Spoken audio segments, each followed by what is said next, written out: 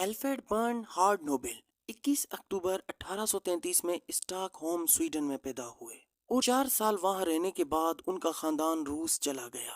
उसके वालिद ने सेंट पीटर्सबर्ग की एक कामयाब फैक्ट्री चलाई जिसने धमाका खेज बारूदी सुरंगें और दीगर फौजी साजो सामान बनाया।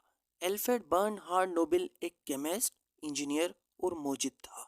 जब क्रीमिया की जंग के खात्मे के बाद उसके वालिद का कारोबार जवाल पसीर हुआ तो नोबेल स्वीडन से वापस आया और धमाका खेज मवाद के तजर्बात के लिए एक लेबोरेटरी कायम की।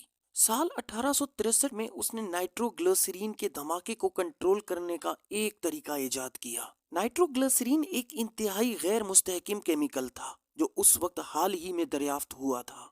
नाइट्रोग्लिसरीन को कंट्रोल से पहले इस्तेमाल के लिए बहुत खतरनाक समझा जाता था। नाइट्रोग्लिसरीन के 2 साल बाद नोबेल ने ब्लास्टिक कैप इजाद किया जो एक बेहतर डेटोनेटर था जिसने आला धमाका खेज मवाद के जदीद इस्तेमाल का इफ्तिताह किया।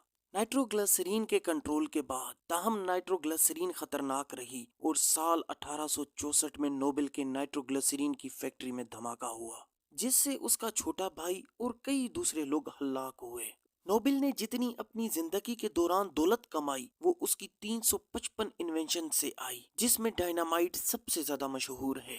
सन 1888 में नोबेल ने फ्रांस के एक अखबार में मौत का सौदागर मर गया के नाम से एक तहरीर पढ़ी। ये तहरीर पढ़कर वो हैरान रह गया।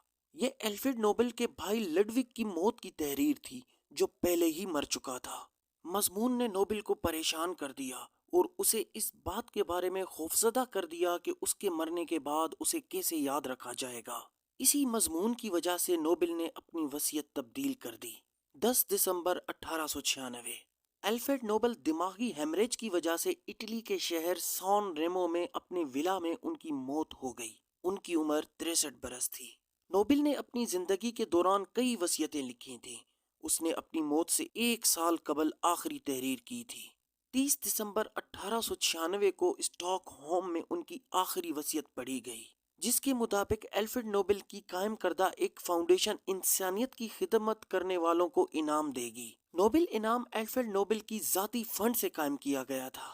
वसीयत के मुताबिक नोबेल फाउंडेशन की बुनियाद 29 जून 1900 को एक निजी तंजीम के तौर पर रखी गई थी। उसका काम नोबेल इनामात की मालियात और इंतजामिया को मुंजिम करना है।